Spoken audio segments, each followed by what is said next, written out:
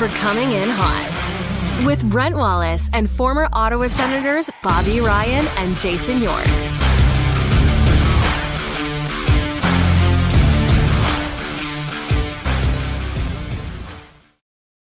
Happy Thursday, everybody. Welcome to Coming In Hot. Just 11 months until Christmas. I'm Brent Wallace alongside Jason York. Bobby Ryan, as we like to say, is on assignment today. York. Mm-hmm. He's very busy. He's a busy man. He's got lots of houses, lots of golf memberships. He's gotta make use of those. He's probably signing some other contracts of some sort. All right. Oh yeah. We have Ian Mendes standing by. There's a lot to get through today. Steve Staios spoke today. There's lots going on. Plus, the Sens will face the Bruins tonight. Looks like Yorkie, your buddy, may not be in the lineup. We'll get to that in a sec. It's a numbers game. But first, let's get to it. This show is always proudly presented by Charm Diamond Centers. Go to Charm Diamond Centers at charmdiamondcenters.com. They are proudly Canadian-owned and operated since 1972 with more than 85 locations across the country through Charm and their sister brands. Super knowledgeable, not sure what to get. Just go see the staff there. They just understand what they're doing. Got it. Get custom ring building delivered in less than 4 weeks with the Charm Masterpiece program and an unbeatable pricing policy. Valentine's Day is fast approaching. Also, lots of other special occasions going on in your life. Maybe Charm Diamond Centers is the crown jewel of beautiful pieces of jewelry with large selection of Canadian lab-grown diamonds, mined diamonds, and don't pay until 2025 with their instant in-store financing. Go to charmdiamondcenters.com. By BEI, Bonisher Excavating Inc., heavy civil general contractor. Likely a very busy day for them on the roads today with so much ice in the Ottawa area. They do equipment rentals, aggregate, topsoil sales, custom crushing and screening, haulage, floating, hot mix paving, of course. They'll be starting up soon here in the spring. Custom concrete formwork. Go see them. BonisherExcavating.com or give them a call. 613-432-1120. And Battlegrounds axe throwing. Looking for a fun night out? Well, Tuesday, everyone's coming to see myself, Wally, and Tremendous at Yuck Yucks. But any other night, head out to Battle Axe Throwing.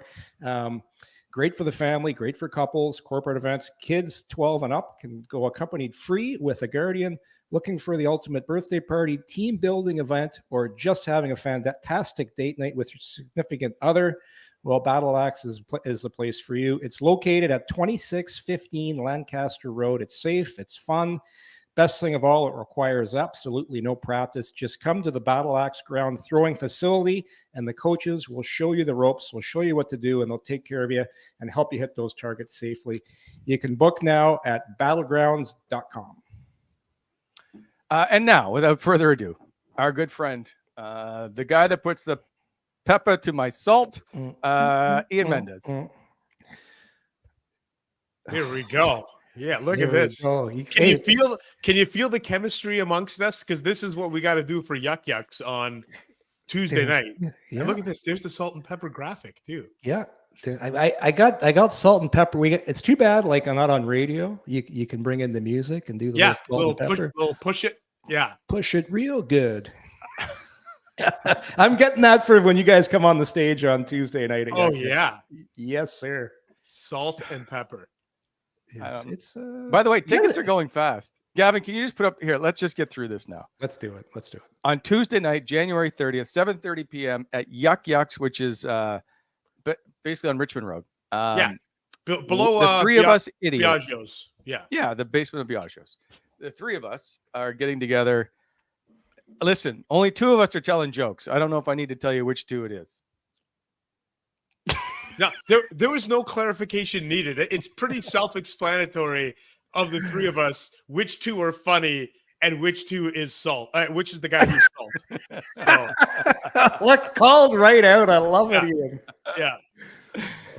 I've got all I can tell you is I have a lot of shit on my chest I have to get off. There's a lot of stuff up here that I need to get out. It's going to be fun, guys. I'm looking forward to this. I've done public speaking, I've done events, but this is going to be fun because it's basically ad lib, right? Let her fly, let her rip. Yeah.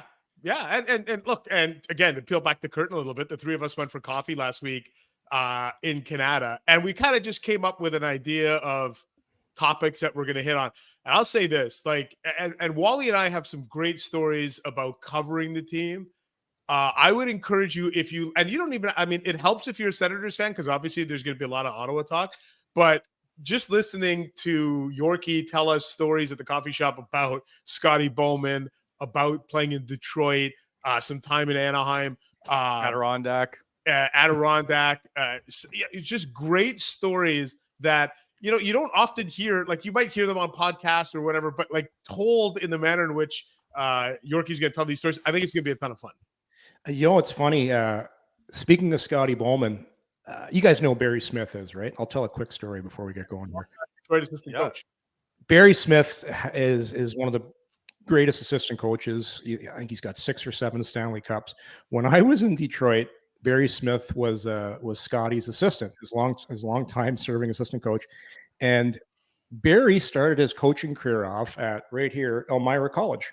That's where he first started coaching, and they had an alumni weekend last weekend, and I went down and had dinner with Barry, and oh my God, fellas, I reaffirmed some of the Scotty stories. We laughed for about 2 hours straight. Like, Barry he's so good.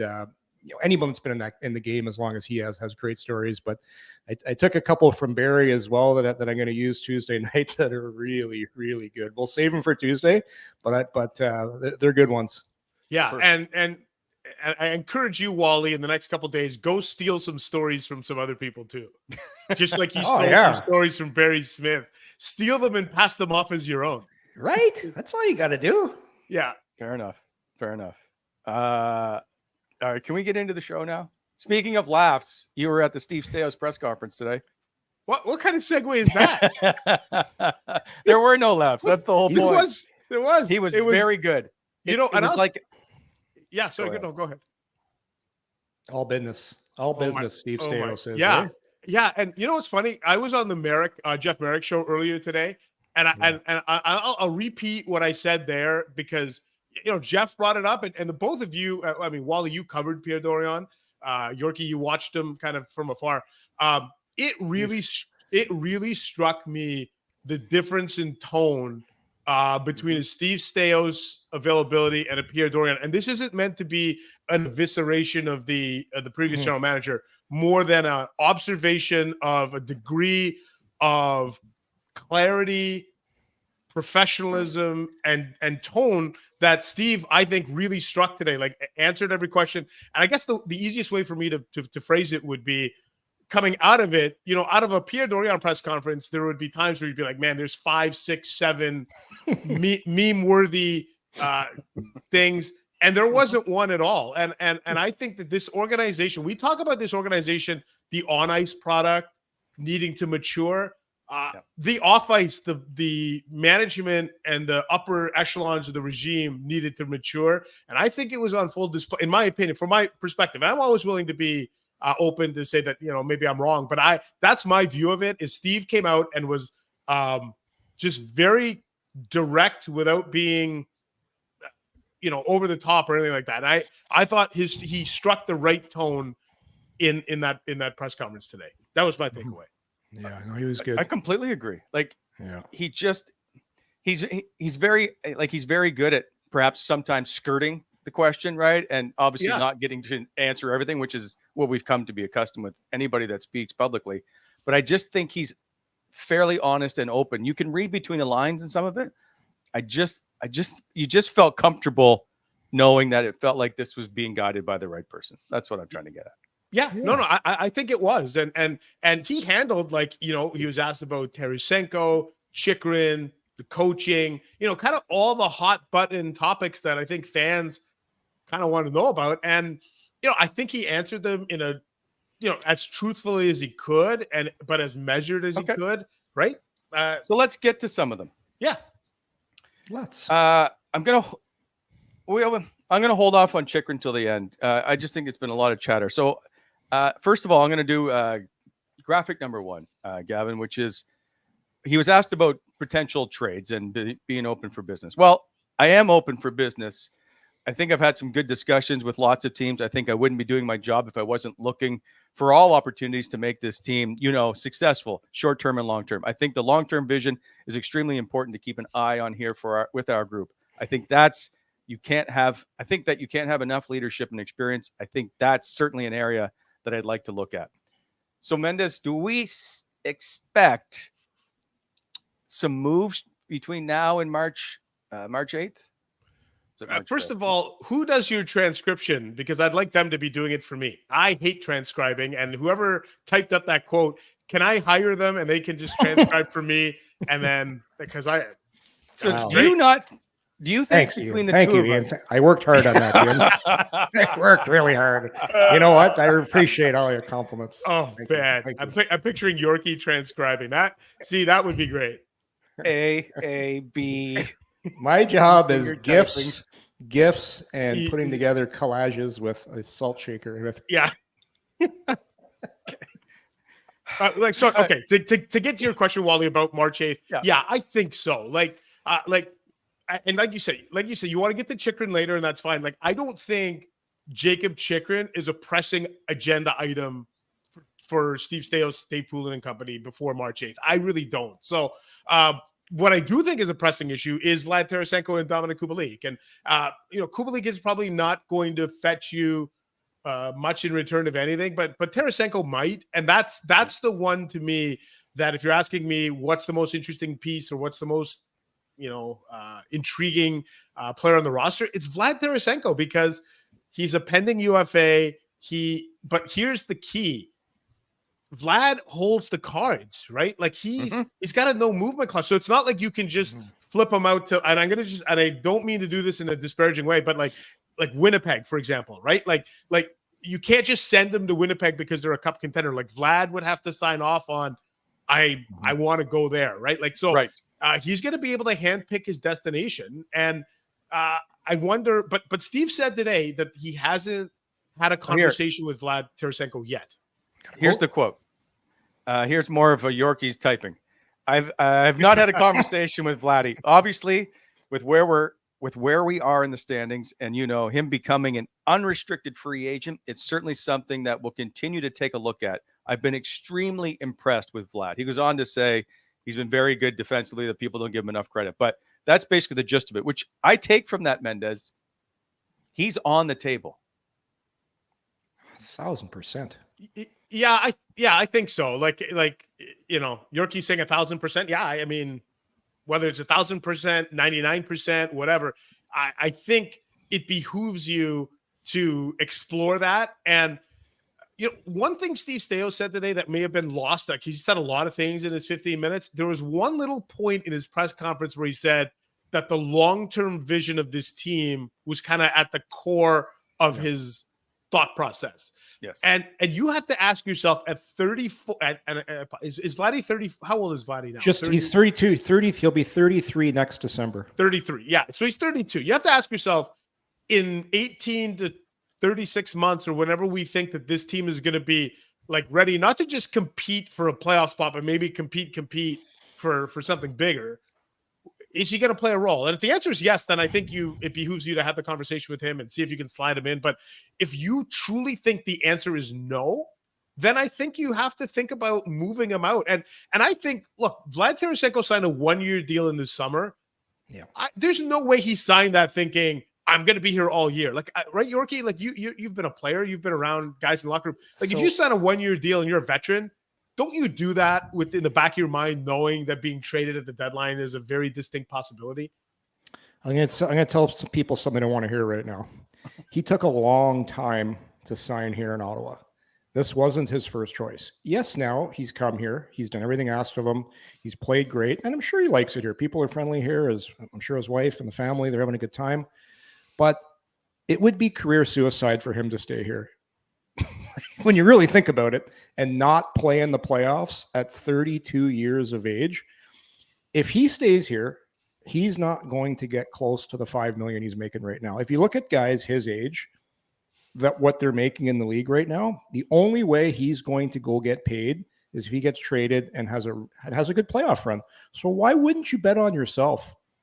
If he's got any kind of competitive bone in his body, which I know he does, guys want a cup, he's a very good player, he's going to bet on himself.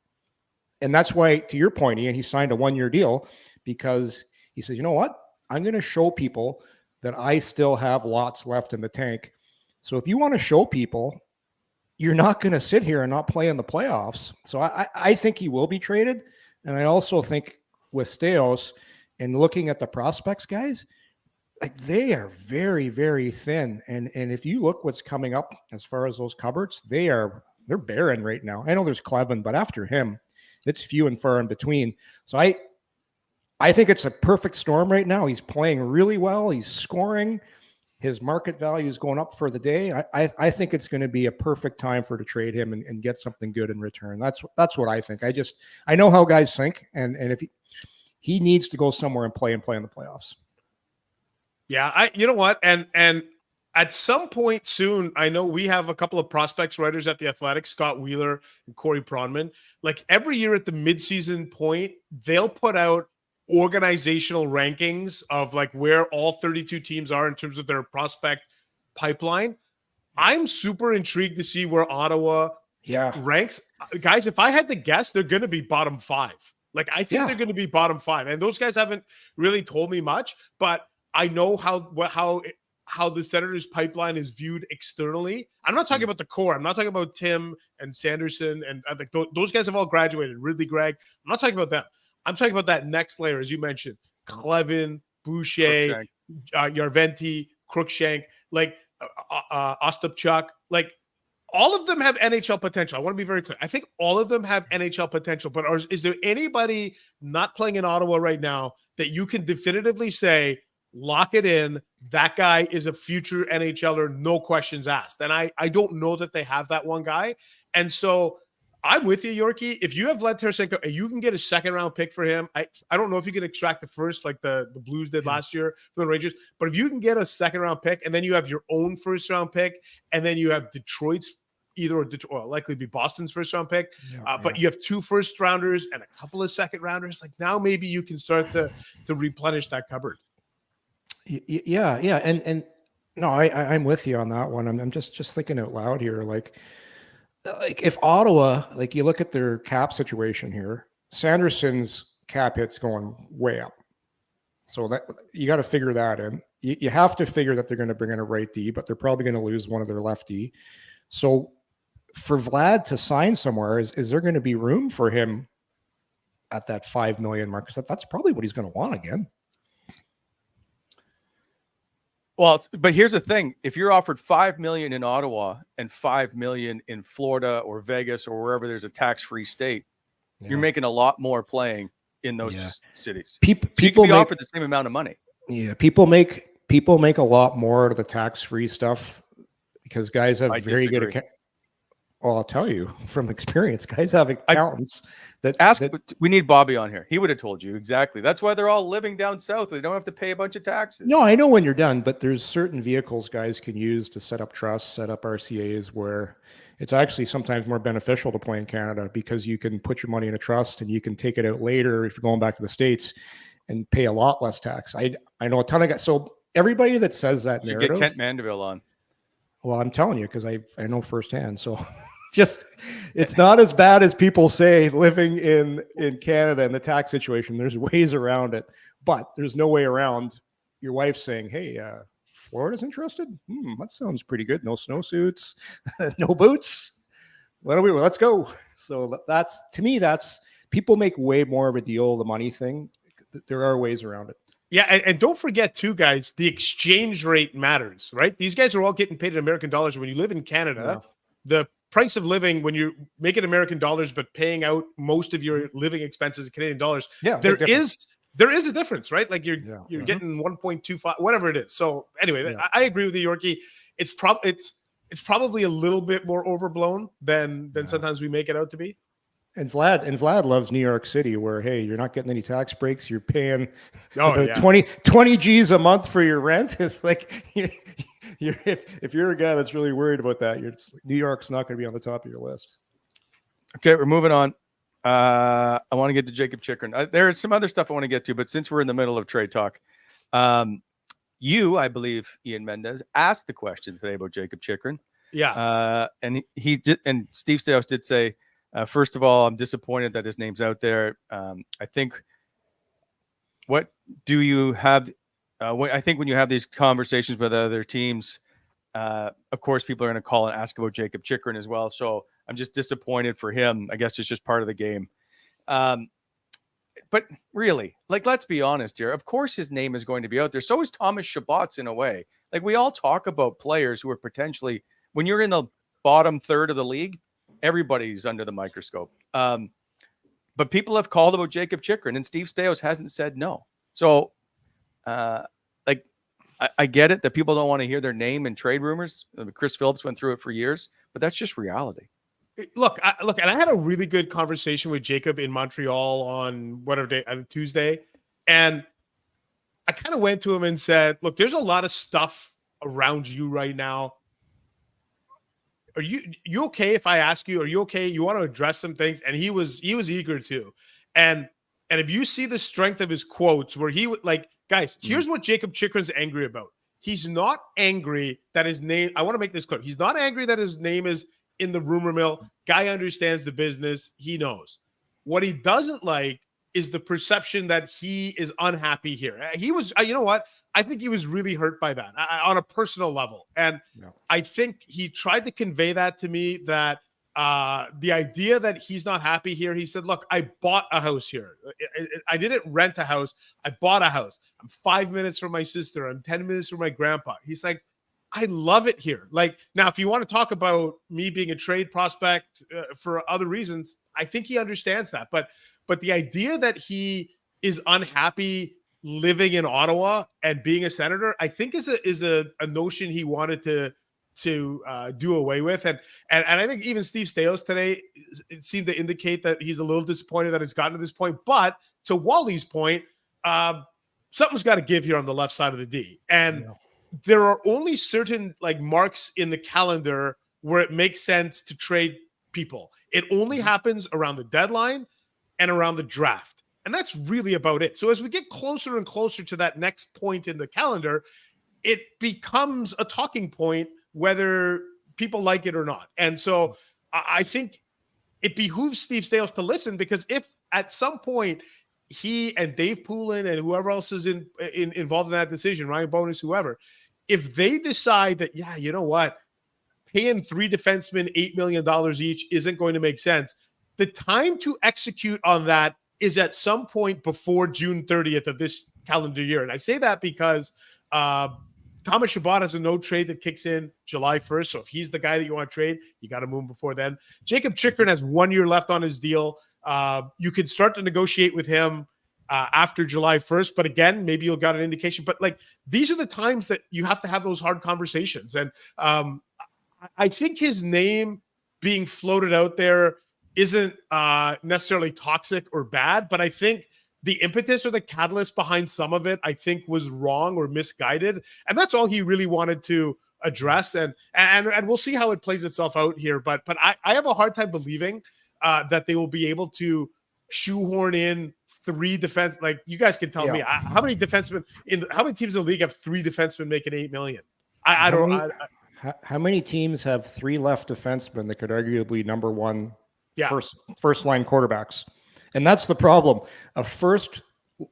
Your power play quarterback and your best puck mover skating defenseman usually makes $8 million plus. So that's what Chychrun, he's looking around. He's like, geez, I want to make $8 million plus. That's what I do. I've done my whole career. But you see Chabot makes that, Sanderson makes that. So something has to give. So it'll be interesting. It'll be interesting.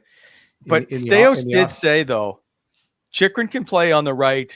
There's some good and bad with that. And so, Yorkie, I wanted to ask you about playing your offside, because Staios made it seem like it was no big deal. You can do it. There is some obviously downsides to it. How difficult or uncomfortable is it to keep playing on your left side if you're not really comfortable doing it? It's generally easier for left-handed defensemen to do it versus right shot D, because sometime over when they've grown up, whether they play junior or college, they've done it, because there's almost always, in most scenarios, more lefties than righties on a team. So you generally have more practice being on that as you grew up. As a righty, I only played the right side growing up, and then you're just so used to it. It was difficult for me, and I'm a big believer in righty lefty. I just think it helps you in so many ways, especially I could tell you a bunch of different reasons why, but that's for another day.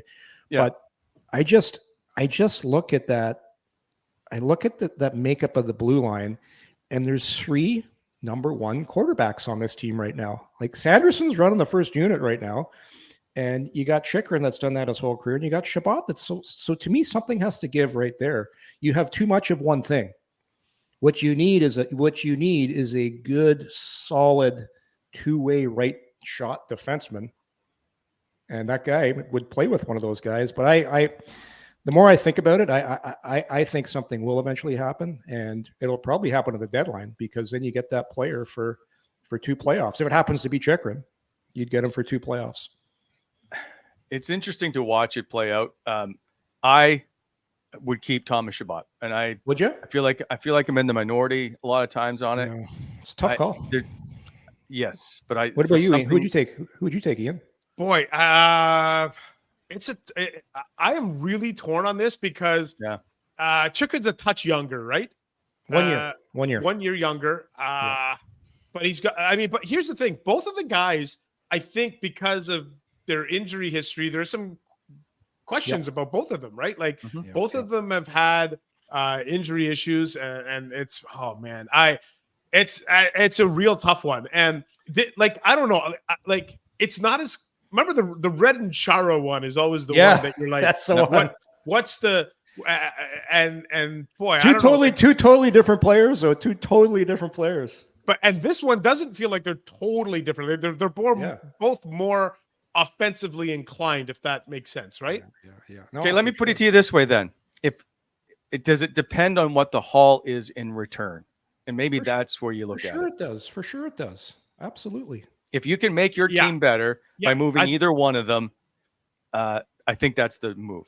Well, then I think it's fair to say that given I think Chychrun's Chychrun's the guy that would land you more. Is that fair? And I say that because of the cap hit isn't as big. You're not locked in as long. Like Ottawa, I think if you're moving Chabot, you might have to eat some money or take some. So it's hard to move an $8 million player that I think Thomas is signed through 2027, and he makes $10 million next year. Yeah, in real cash, 8 million hit, and so if you're looking at it solely from that perspective, player A, player B, and player A nets you a bigger return, and otherwise you don't really care, then I would see the argument for it being Chychrun. If you feel like you're getting a lot more in return, and you can improve your team, I absolutely see the strategy, and I think what's really interesting too, guys, is Dave Poulin and Steve Staios in particular, Ryan Bonus to less of an extent, but those 2 guys at the top of the org chart, they are not emotionally tied to anybody. They didn't draft Thomas Chabot.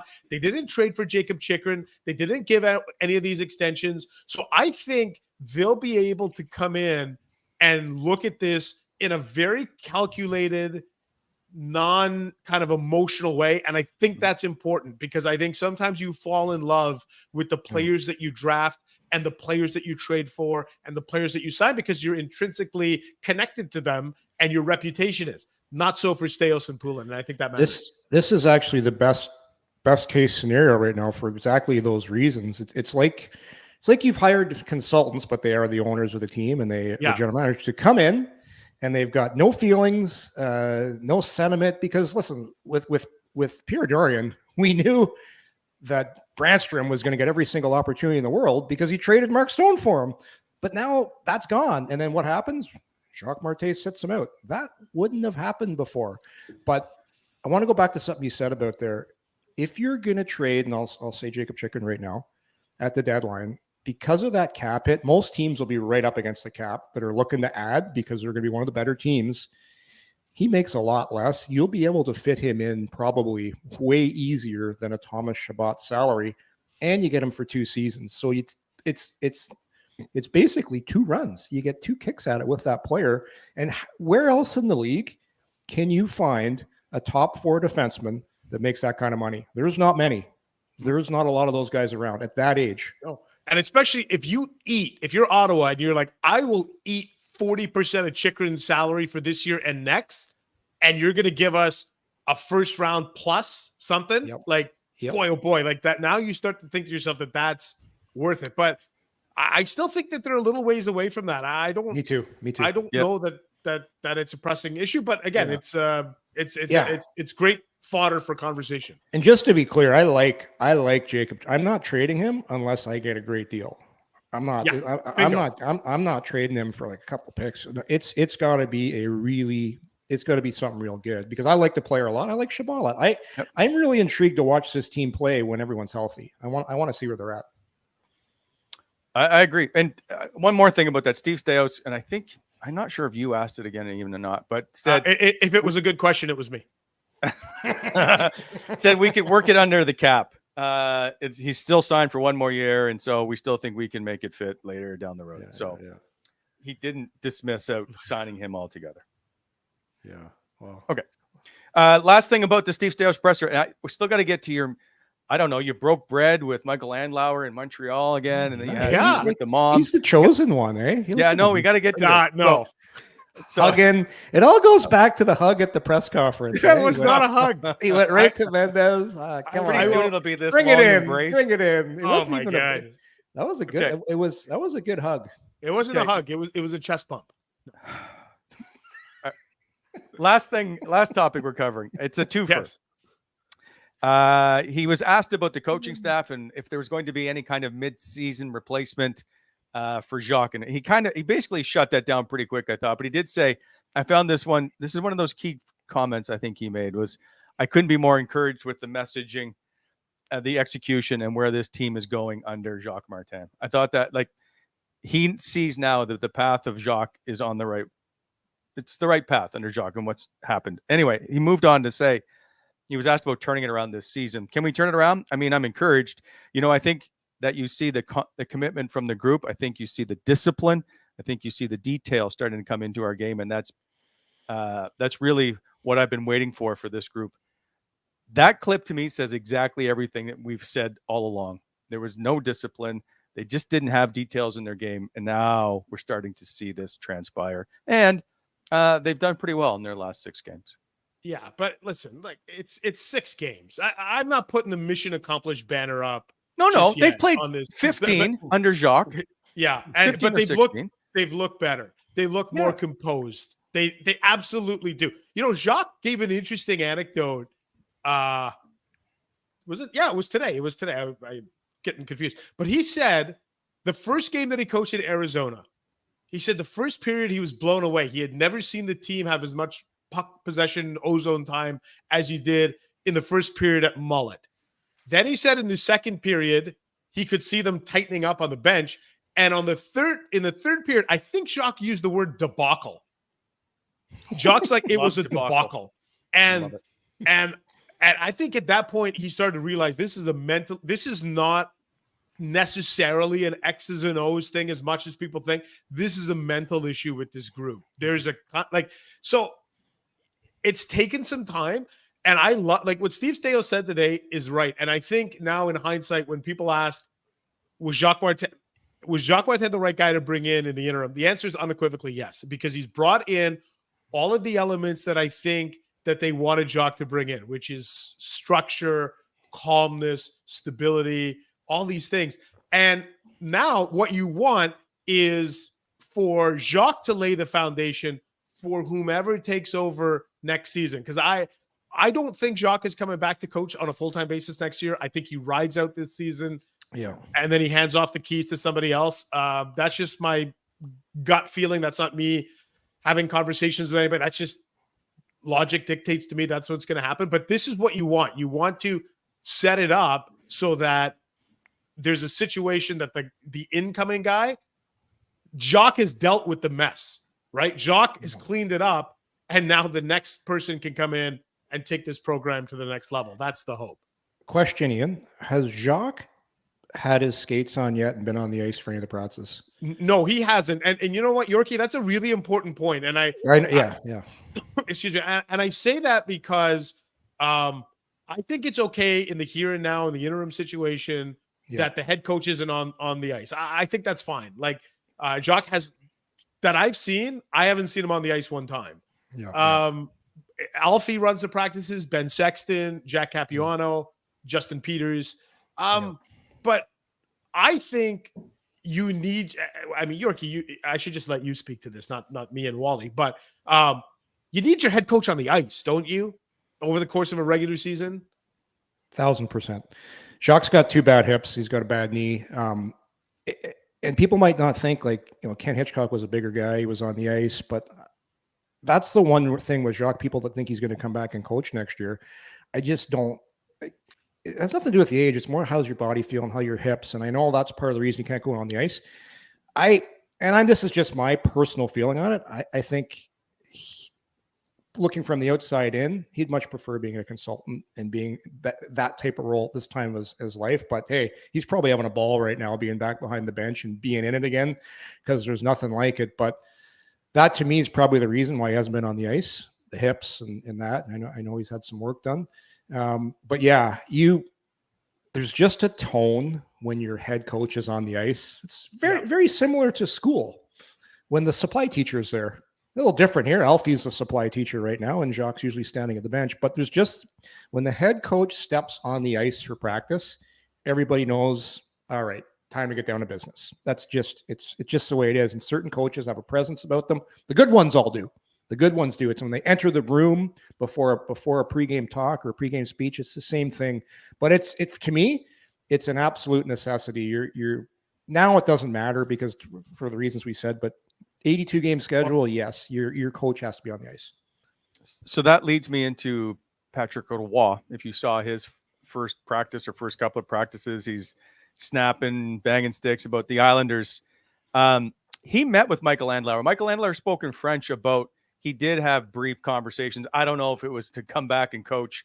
But I still got to think, and I know Steve alluded to it again today, that he's looking for the summer to make this decision to see who's available. Yeah. But if Patrick Waugh was the guy that you thought would be the coach, would you not hire him now?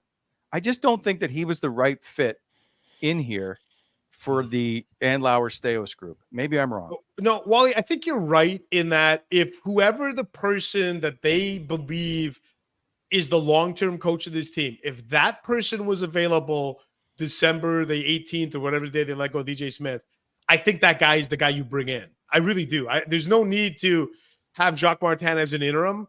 So to me, this is educated guessing on my part. If you felt like Berube was your guy, you'd bring him in. And maybe part of this is the person that you want is still working. He's under contract. I know that's the talk around John Gruden with the Marlies. But there's also something to be said for, what if we get to the end of the regular season and there's the coaching carousel always moves? And I'm throwing this guy's name out there, not to stir the pot or anything, but I'm just saying, like, imagine Tampa Bay doesn't make the playoffs and they all just decide, you know what, Coop, it's been a great run. Ian. And John, no, and I'm just saying, John says, I'm walking. I'm just saying, John says, I'm walking away, whatever. Like the pool of, I'm throwing his name out as an example. Todd McClellan in Los Angeles, another one. Like what if there are changes in April, early May, and suddenly that pool of candidates is a little bit deeper? So unless the guy you unequivocally wanted is available, why not just ride this out with Jacques Martin and then see what the landscape looks like in April and May, and then hire your guy at some point before the draft? I think that's the key. Yeah, that's a great point. That's a great point, Ian, because that's when you really think anything could happen at the end of the season, come playoff time, all of a sudden, wow, this guy's available. It's a great way to look at it. And I truly believe this, everyone's talked about this already, but they weren't planning to fire DJ that quickly. They weren't. No, they weren't. It got to the point where they had no choice because they didn't want him to come back after that trip and get booed out of the CTC. So all of a sudden, shit, what are we gonna do? All right, Jacques, let's go. Alfie, let's go. And then all of a sudden, you're gonna do something again 3 weeks later. You know what, Jacques, Alfie, you're out. Here's a new coach. It's just they had to quiet the circus, because I was watching guys on Twitter sending memes like, hey, the circus is back. They had the big top on at the CTC. Yeah, no, I just Greg. think they got no Greg. I love him. He's so good. But you needed some calmness. You just needed the noise to stop for a while. And who better than that? You got the calculated, quiet Jacques Martin to come in and start teaching guys to make better decisions. Because that's basically what Jacques' job has been. Everyone talks about structure in this. His job is to teach these guys to make better decisions on the ice. And that's what he's been trying to do. And when you teach guys to make the right decisions, you usually play better. And a few saves help too. I just want to point out before we move on, Greg Hodgins in the chat. So we can tweet out per Ian Mendes, the Athletic, John Cooper is the leading candidate for the Ottawa Senators head coach position. I love it. Robert Morris. Oh, we're going out there saying John Cooper is coming to the Sens. Market Pepper. It was an example of the type of coach that could be available. Mendes, don't you know how things work around here? Yeah, exactly. Gavin's going to clip that, and that's going to be our headline. No, he's not. Exactly. Get enough John trouble. Cooper. Yes, he's coming. Book it. Mendes. Yes. Michael Andlauer. You met with him in Montreal. I know you've met with him before, but this was a big game for him. Obviously, this was the last time he was going to sit in those seats. But you can tell that story. How long did you meet with them? Did you pay, or did you make him pick up the bill? Was it just hot dogs? What happened? So the full, you guys want the truth, like the real behind the scenes? Yeah, I want the truth. Or like God a fake damn it. answer. No, I'll give you the truth. And like he was really gracious with his time. I knew that going back to Montreal, he would have a very busy schedule. It would be an emotional day. And I just reached out to him. Do you have a few minutes before the game? I just want to get your thoughts on stepping back in there and cheering against the Habs. And he was great. And so we met he said, come to the Zamboni entrance at 5:00 at the Bell Center. And I got to there. And by the way, can I just say something about this him clapping at the glass? You can say what you have. Can I have a big regret. On Tuesday night, I'm seeing that tweeting out. I wanted to quote tweet him clapping at the glass. And I wanted to tweet out, that's what I call best in sass. And I didn't do it, and I'm regretting it. I'm like, I had the opportunity, best in sass, and I didn't do it. Anyway, disappointed. Tuesday night. He's at Yucks Tuesday night. Ian Mendes, ladies and gentlemen. Get your tickets. Try the video. Yeah, no, so I met him at the Zamboni, and he says to me, do you want to sit in my old seats and do the interview? He had 3 front row seats, I think section 117, where he sat with his wife and his son.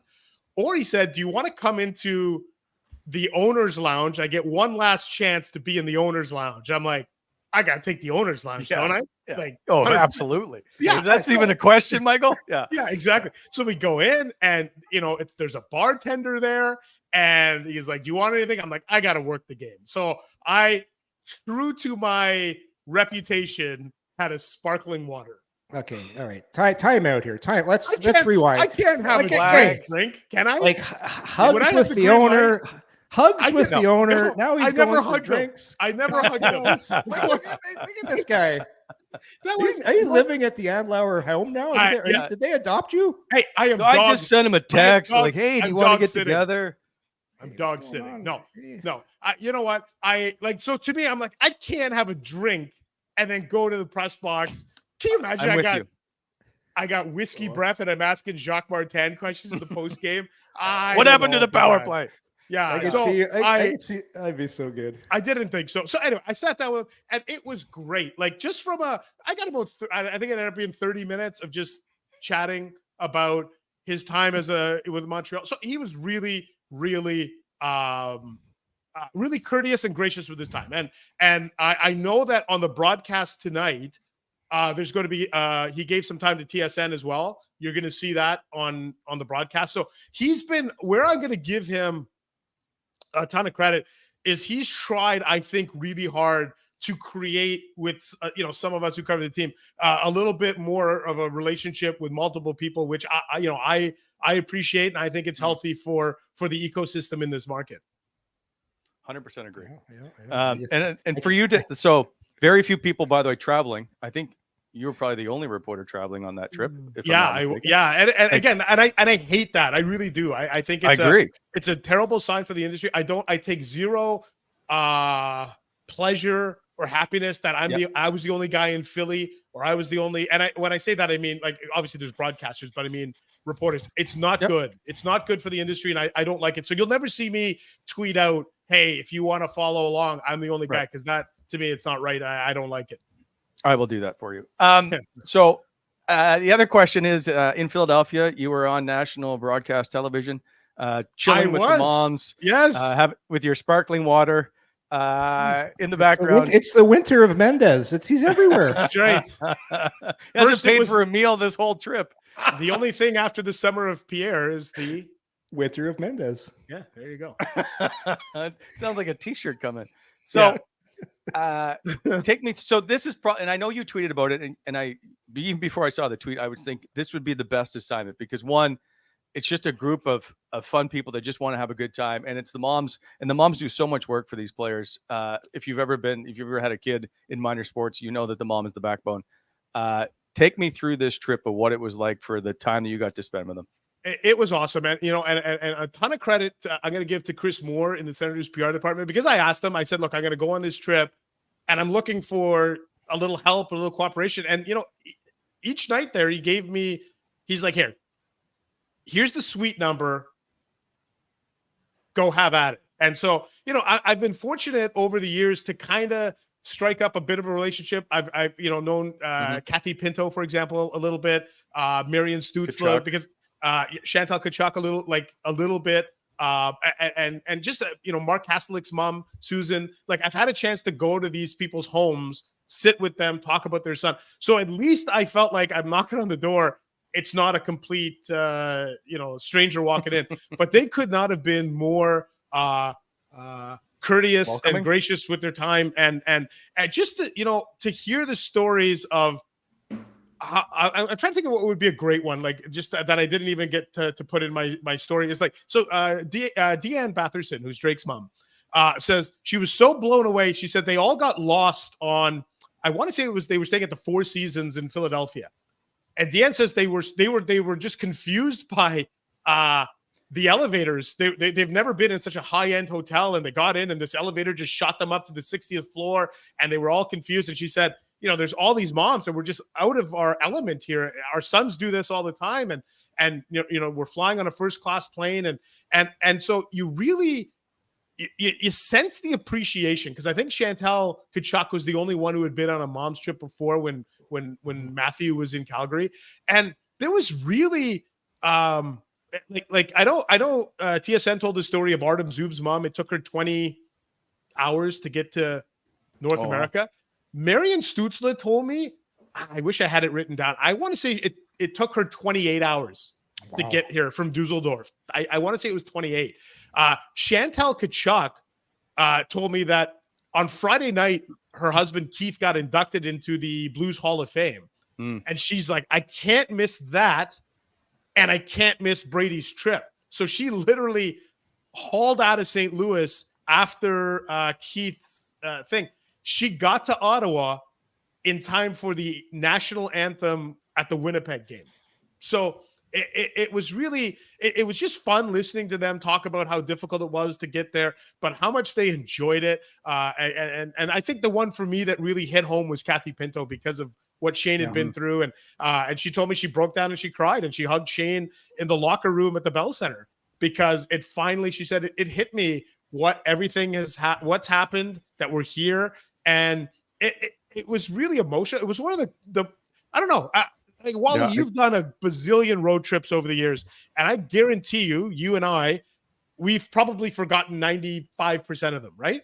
Because of whatever, because they're just a game. Generic road trips. This is one I'll remember for a long time, not only because Shane came back, but because of the moms and the energy, the enthusiasm, and the exuberance they had around the rink. It was really special. I did 2 father's trips, and the one my dad had passed away, so my brother accompanied me. Those are 2 of my greatest memories of my career. I can't even imagine my mom being on a trip. Like, she'd be the same way. She'd be all confused. Like, where do I go in this? But it just, I'll you know what? I hate to do this, but we'll give Ian a little bit of love here. That article Ian wrote in The Athletic was exceptional, and it's, anyone hasn't read it yet, talks about the trip in depth, about what the moms were doing. Really, really good, because it hit home for me, because you start thinking about your mom and all this stuff and how important they are, and you could just see the joy every time they panned to the moms, how much fun they were having. Because they interact differently at a game than your dad does. Like, you could see them and they're dancing after the ABBA songs.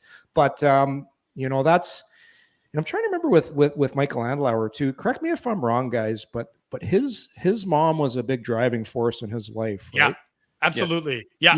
Yes. So you could see how it would be extra special for him too, because it seemed like the Sens had an extra long mom's trip. And I heard, like, according to your article, the gift certificates at Holt Renfrew, like treated like queens, and rightfully so. But that just goes to show you what Michael Andlauer is all about. And that will go a long way with the players, because you don't forget things like this. Like it really hits home. So anyways, I just thought it was really well done.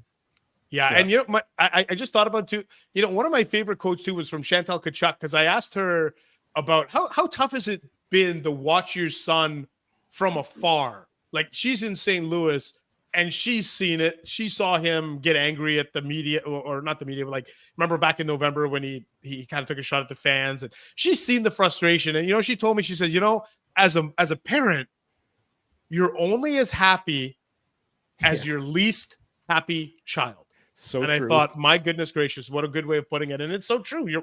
We're only as happy as our least happy child. And she admitted it's been really hard to watch from afar. And same with Marian Stützle. She says, I can see it on my TV.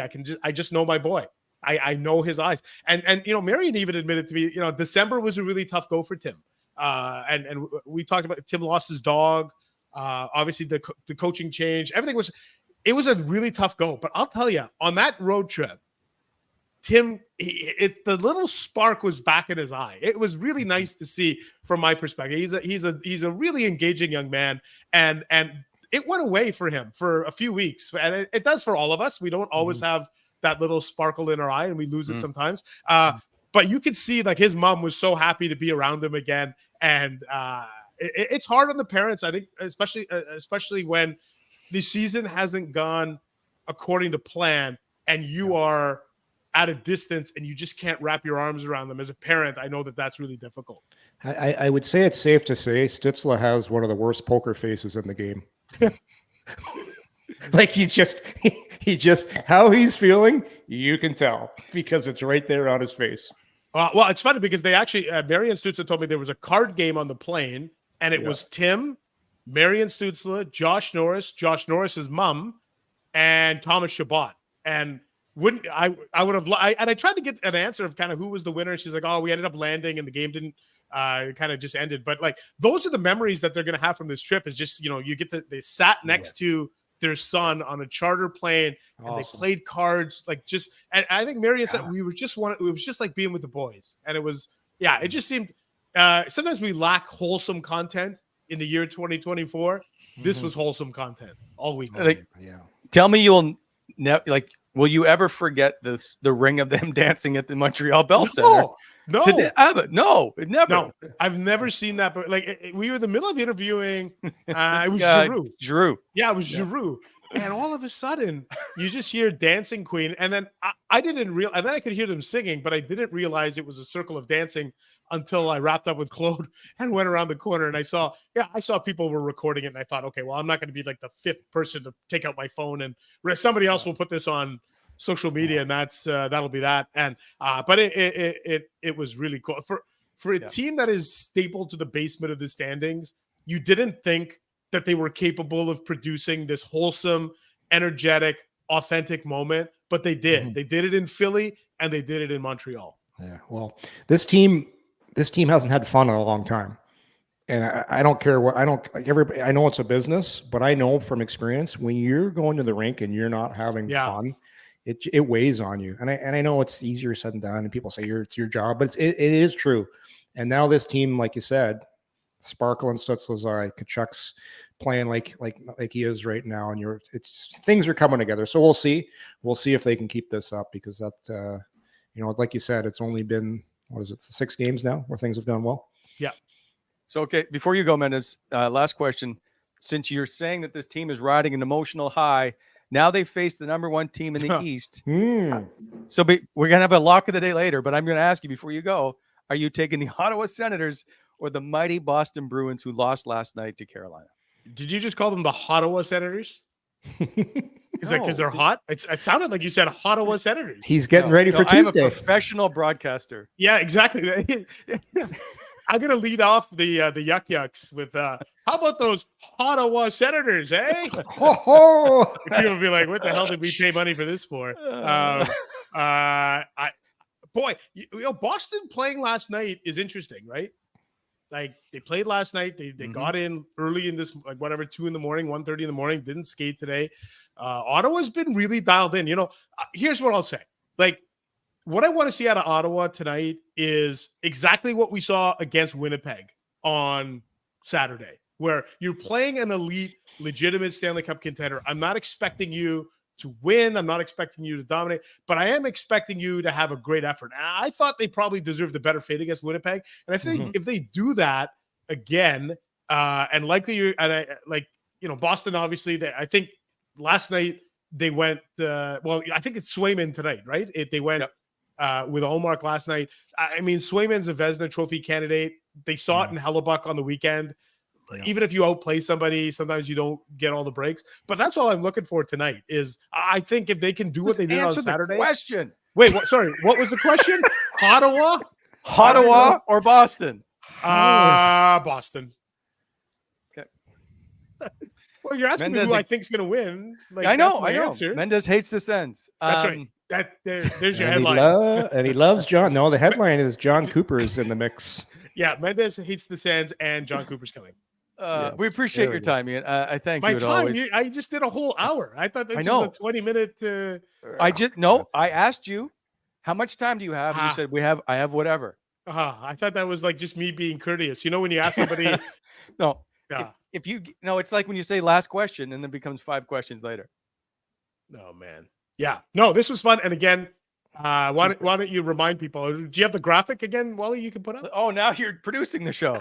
Yes. Let's. I'm going back to my TV days. Can we show the graphic again of the Yuck Yucks? Yuck Yucks night for Ian Mendes. Yeah. Can you call it up again? But yeah, here we go. Up there. This is a ton of fun. It's Tuesday, and I will do a 12. I'm gonna say 12 minutes. I'm gonna get up there on my own, and I will do a 12-minute set. Okay, so if you're like a one-man show, I'm willing to do it. I got to work on it this weekend, but I will come in with something before I will introduce Wally and Yorkie in there. But so that's your hook, folks. If you're on the fence, if you're like, I don't know, should I come or not? How would you like to see me potentially fail? Yes, doing stand-up. For 12, like think about the womps and the oh my god! Like imagine I tell the Ottawa joke and dad jokes, dead jokes. Tell you what I'm doing now that I know this, I'm stopping at Farm Boy to pick up some nice soft tomatoes. It's got to be. I'm just gonna rinse Mendes with tomatoes for the first 12 minutes. Are you heckling me in 1925? Why are you throwing rotten tomatoes at me? I don't know. What do you throw in 2024? Social media barbs. It's more damaging than tomatoes. It's social media, man. Yeah, I'm old school. Old school. No, we are so excited to do this on Tuesday, and I hope that people that saw a little bit of this podcast today, that's what we're going to bring to the table on Tuesday. Is Michael coming? Is he coming to see Ian? Is Michael coming? If he does, I'll buy him a beer. How about that? Yeah. And Yorkie, we won't hug. During COVID, Mendes and I, must have been after COVID, whatever. It was some point during COVID, just after. Mendes and I did a show together. We did a thing at the Barley Mow on Maryville. Sold out. Now there's only seating capacity for 10 people, but it's sold out. It was right by the bathroom, but it was jammed. Anyway, sold out. Hey, by the new Yuck Yucks, so people that don't know, it's on Richmond Road now, right? West End there in Diageo's. Don't even have to go. Oh my God! Like a 5-minute drive for me. You don't need to go out to buy. We're doing it in the basement of an Italian restaurant. There's gonna be plenty of tomatoes. Nice. You don't need to. You need to stop at Farm Boy. You can just go ahead and get them. Noted. All right. Thanks, Ian. Thank you guys. Yeah, I'm looking forward to Tuesday, and I always love joining the pod and again filling in for Bobby here too, right? So, listen. Bobby runs the show however he wants to run the show, but we appreciate you filling in. I also vote for Mendes on Faces Awards. He's up for but now you're shaming me. Now I have to go and say you gotta vote for these guys. No, I made a graphic for us. It's good. All I'm saying is you're deservedly the best sports reporter probably in the country at the moment. So we just appreciate country? you taking the time. Yeah, jeez, I don't know about the country. I don't even you're know by about the far city, like I've known you. Hold on, I've known you for like what 25 years. So it's like we are friends for sure. But I will say that I enjoy the stuff that you write. I think it's immensely exceptional. I told him I can't wait to get him because one of these days, Mendes, I'm getting you with a meh rating. Yeah. Oh man. Okay. Right? At the end of the, you're gonna get it. One of these days. What did you just call me, Wally? Immensely what? Immensely exceptional. I'm never repeating it again. I'm gonna show up on Tuesday with an immensely exceptional T-shirt. Okay. Yeah. But no, thank you so much for having me, guys. I'm looking forward to Tuesday, and looking forward to some laughs. What the hell? I've never seen Wally divvy out so many compliments in my life. Like, what's come over you? No. I've always said this about Mendes. Even when we did a radio show together one day. Yeah, you know what? He did. Right. I did. We spent a lot of time in a lot of places across this little land of ours, the flat earth. And we've spent a lot of time together. So I've always appreciated him. Huge respect. All right. God, Love salty. This guy's supposed to be salty. Why are you sugar now? Sweet. He's turned sweet. No, enough of the love in. Come on. Get off my show. Get out of here. Okay. Let's see. Cut me off. See you, pal. There goes Ian again. from The Athletic. Okay, we got some work to do. We're not done yet. We got to get to our pick of the day. But first, I have a Did You Know? And I've also got our Hot Performer. So I'm going to go with Hot Performer first, brought to you by DoorDash. Proudly delivered by DoorDash, if you will. Get everything you need, even at the last minute. Just open the DoorDash app and get what you want from where you want. Multiple restaurants or stores in the same delivery with the double dash on DoorDash. Everyone gets what they want or need. For a limited time, our listeners get 25% off and zero delivery fees on their first order of $15 or more when you download the DoorDash app and enter code NATION25. That's 25% off, up to a $10 value and zero delivery fees on your first order when you download the DoorDash app in the App Store and enter code NATION25. Offered valid in Canada, subject to change. Terms apply. Our Hot Performer, I know he's played well, but Jake Sanderson has been on a shooting clinic of late. Mm-hmm. He's his last 5 games has 25 shots on goal. In fact, over 5 game stretches since the beginning of the new year, he has the top 2 best 5 game segments for shots. We often talk about him a lot. I just wanted to give him a little prop of, I think of just how good he's probably been these last 5 games, and firing pucks on goal certainly helps. Playing simpler too. I had a little stretch. He had a little stretch of hockey when Jacques first took over and Alfie, where I thought he was trying to do too much, and he was a few. It's weird to say this about a young player, uncharacteristic bad turnovers, but you're not really seeing them as much anymore. And he's still doing what I love about Sanderson is his escapability. When he goes back for pucks, like the way he can tight turn and shake a forechecker, then make a play. That's a really tough skill for any defenseman to do, let alone a guy just in his second year. So I'm always impressed with him, Wally. He's just to be this good at this age is crazy. It's absolutely crazy. We keep saying lots of things about Jake Sanderson. I'm excited to see year 5 of Jake Sanderson, right? Filled out, full on man. Yeah. His dad was really good right away too. Like Jeff, his dad, very similar skater. Like one of the quickest skaters when he was playing in the league. I know Jeff was a forward, but they skate very similarly. Like that explosive, straight ahead, like a little rocket ship. The one thing I would like to see him do, if there is one little change, just a little bit more elusive when he skates. The problem is he's so fast, he can just skate straight ahead and get away from guys, but just a little more of that S pattern skating. But hey, listen, I'm some more edge work. Yeah, but he doesn't need it most of the time because he's so fast. No, I get it. So when you're at the pro level and you're doing exceptionally well, people think it's nitpicking, but that's what just sets you apart, right? That's all. Yeah, and listen, we could talk about him all day. It's just he's been that good. So watch for Jake Sanderson again tonight. But today's Wendy's Did You Know is brought to you obviously by Wendy's and the Wendy's Daily Faceoff Survivor Pool. Just go to dailyfaceoff.com. Up in the top right-hand corner is the icon. Just click on the Wendy's icon. Shots on goal, or SOG and GAA and PPG can make or break your week, but don't overlook BPMM, Wendy's Bacon Portobello Mushroom Melt. Sure, it may not help you win weekly prizes with Wendy's in the Daily Faceoff fantasy pool, but unlike your predictions, it never disappoints. So try your luck, but don't push it because the bacon portobello mushroom melt is only back for a limited time. And if you miss it, you won't get a second chance. Sign up for Daily Faceoff today, sponsored by Wendy's and the Wendy's app. Wendy's, we keep it fresh. Did you know Brady Tkachuk sits at 19 goals? So he's 1 goal away from his 5th career 20-goal season.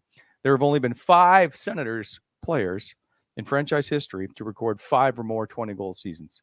Alfredson, Spezza, Yashin, Stone, and Hossa. Also, he's on pace, obviously, for over 30. Those same 5, which would be his 3rd 30-goal season, actually all in a row. Those 5 also the only ones to have 3 30-goal seasons. So we'll wait and see how that plays out. But Brady Tkachuk, while quiet, I don't know. I feel like it's been quietly. He does have 19 goals and is halfway through the year. So he on pace for another 20-goal plus season, obviously. Mm-hmm. Yeah, well, he started off like gangbusters. He scored a lot early, then a little bit of a lull for a while, but he seems to have his mojo back. Lost it for a little bit, went through a little bit of a just a little downtime, but he's playing extremely well. Physical again. Like we say that winning does that for you? Of course it does. I just think these guys. Everybody was wondering when this team was going to hit rock bottom. They hit rock bottom during that little spell. Now they're building back up and hopefully building something. But it's you're the captain. You wear it when things aren't going well. You bring it home with you. It's tough. But I really like how he's playing right now. He's like we always say, he's dragging guys into the battle, right? And that's what he does best. Finally, let's get on to our lock of the day, shall we? So your boy, it looks like. I know. Can we put the lines up? Sorry, Gavin, I didn't mean to do that to you. It looks like your boy, Rourke Dog. I can't believe I just said that. Rourke Chartier is out of the lineup tonight. What's his last name? Chartier. Chartier. So it looks like the 4th line is Dominic Kubalik, who's back in. Mark Kastelik, who goes to center, and Parker Kelly moves to the right side. Are they ever hoping Kubalik starts producing? Because they got to get his trade value up. Like you got to get something in return for him. So, and you can't sit him out. Like he was hurt, he's back now. So what do? He's an asset, right? He scored 20 goals and he scored 30 goals in the league before. Yep. So you gotta play him. So Yorkie, I don't think you do. And I'll tell you what, like, if you don't know who or what Dominic Kubalik is at this point, and there's video of every single game of every single shift, then you haven't been watching him to begin with. So, like, I don't think sitting him for 2 games really affects his trade status. The problem is he's been hurt, he's back, and if you make him a healthy, you got to give him an opportunity tonight, see what he does, and then maybe after if he doesn't do, and it's not even if he doesn't score. Like I'll tell you what Jacques wants a guy like that to do is play the right way because he's got speed. He can be tenacious on the forecheck. He can block shots. He can do all those things. And if he does all those things, he'll stay in the lineup, even if he doesn't score. But it is, I hate saying this, but it is kind of a numbers game. You want to get Kastelik back in there. You're not taking Kelly out of the lineup because he's playing over 13 minutes a game. He's blocking shots. He's killing penalties. So those are really your only 2 moves. And what's up with McEwen right now, Wally? I don't know. What do you mean? Well, just not in the lineup as well, right? I don't know if he has a minor injury. Yeah, I think he's banged up. But another guy I remember like he missed practice or something at one point. Yeah, he missed practice. Yeah, I know he's banged up. But that's too bad because he's another guy. I thought he was really starting to play well. Yes, and Jacques doesn't like to make, as you know, lineup changes when they win. But I think at some point you got to get Kubalik and Kastelik in the lineup. Do you not? You do. You can't keep guys sitting out over extended periods of time. It's not like they're playing terrible. It's just Kubalik's had a tough year, and give him an opportunity to get back in there and see what he can do. And Chartier, you know what you get from Rourke. He's going to go. He's going to be on the right side of the puck. He's going to play high percentage hockey. That's just what he does. But they want a bigger lineup. I mean, if McEwen can't go, I think you're going to say taking up McEwen, but Chartier, Kastelik for Chartier makes them a bigger lineup down the middle. It does. It does. And Kastelik's usually pretty good on draws too. Like he's a right shot. So it is a nice mix you have right now. You got your lefties in Sutzla and Norris, and you have your righties in Pinto and Kastelik. So it gives you some options. Kastelik can kill penalties as well. But this is an interesting game for me because all avenues point towards Boston with Swayman playing, and you look at his goals against average. I just something tells me Ottawa's going to come. They've played well against the better teams as of late. So I think I'm going to take Ottawa in this game. I think they continue on their positive vibes. And I really, really like how Pinto has come back in the lineup. He's brought something that has been badly missed. A really reliable two-way centerman that shoots right and plays the right way.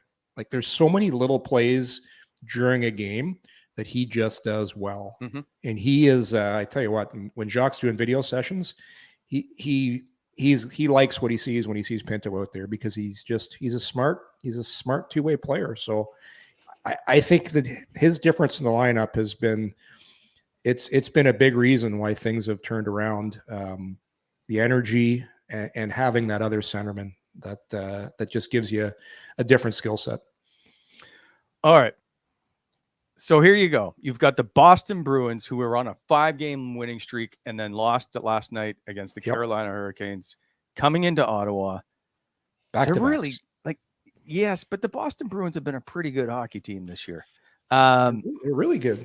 And they're facing an Ottawa team that was waiting. That's on this momentum high. They're 4-1-1. You coming on the Ottawa train with me right now? You even coming at, along? 3-2-2 against Boston in the last 7 at home. Boy, by the way, Bobby has picked the Boston Bruins. I know. He hates the Sens right now. No. Hates them. Just hates them. Just stop. I'm making a move here too. I'm taking the Sens. I'm going 21-12, and Bob's going to go down. He'll be. I like it. Okay. I'm gonna let the fans pick. So I'm gonna give this. I don't know how much longer does this. What do you mean you're going to let the fans? You're not the fans aren't. You're going to pick.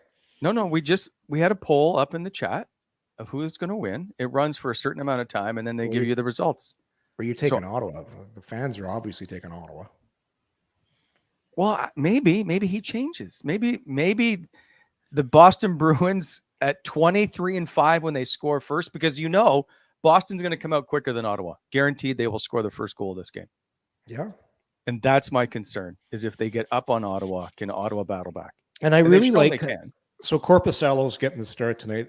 I really like how he played last game. Let's see if he can do it again, because that's been his biggest problem this year is consistency. Like there has been times where he's played well, but he just hasn't been able to string it together. So wouldn't it be nice if he played 2 good games in a row? Like that would go a long way to this team starting. Sure. We can talk all we want about structure and systems and blah, blah, blah, blah. But at the end of the day, if Sogart doesn't make that save against Philadelphia, they probably don't win that game on that breakaway. And that's usually what it comes down to, is goaltending. So I'm betting that Korpisalo is going to figure things out and have a good game. 72% say the Ottawa Senators. Yeah, of course. Come on, it's a Senators podcast. Of course they are. Hop on, Wally. Let's go. Although you've been like a Munson. Everything you pick just turns to shit. What's your overall? I won last game. And by the way, in the last, I think it was the last game of the one before, I had I think $17 left in my Botano betting account. I put it all in Ottawa, so I'm up to $40. Nice. So look at you. So there you go. So can Ottawa get to 500? Sure they could. It's that time. I'm taking the Boston Bruins. Good. I'm glad you didn't take Ottawa. Now I know I'm going to win. We'll see. And there are people in the chat have asked, they want to put up with the lock of the day. They want the fan vote to go in there. Okay, now, only issue is I think the fan vote will always say the Ottawa Senators. Not always. So, what if you're playing? I know they've already. You're playing Colorado. The number 1 team in the East, and and 72% say Ottawa. Yeah, but it's back-to-backs. They played last night. Ottawa's playing much better hockey right now. They've been getting good goaltending. It's not out of the question. Jeremy Swayman is in goal for Boston. I can't see them losing this game. He's pretty good. He's pretty good. Yeah, you're good. Take Boston. I am taking Boston. Right. People have asked us to add a fan one, and if I do, is it just the Sens record? Do you think the poll would ever say take the other team? Yeah, but who cares? It's the fans' vote. If they want to take the Sens all the time, take them. It's not that complicated.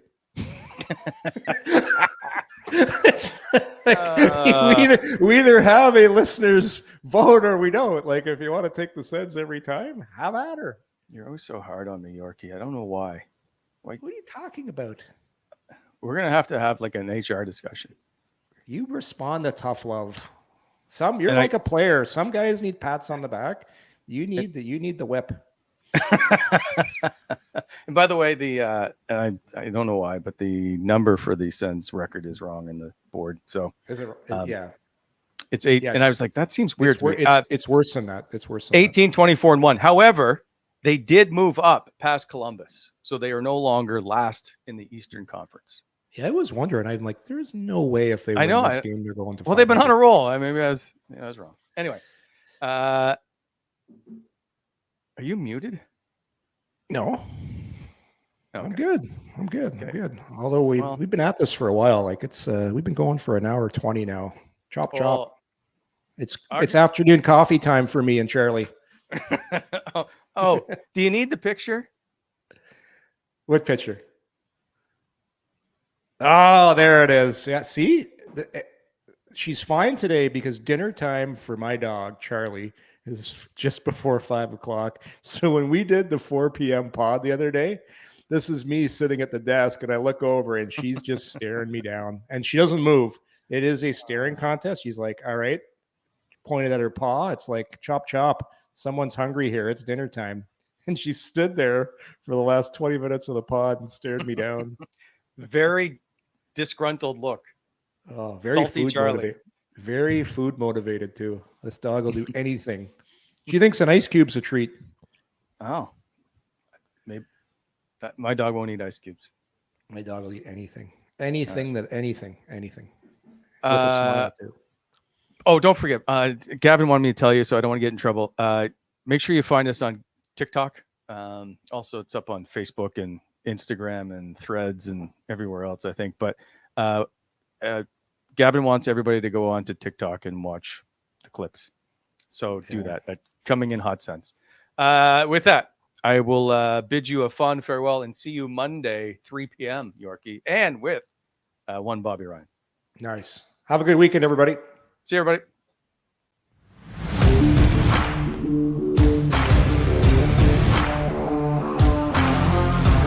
Thanks for tuning in to Coming In Hot. If you enjoyed the show, hit that like button and be sure to subscribe to never miss an episode.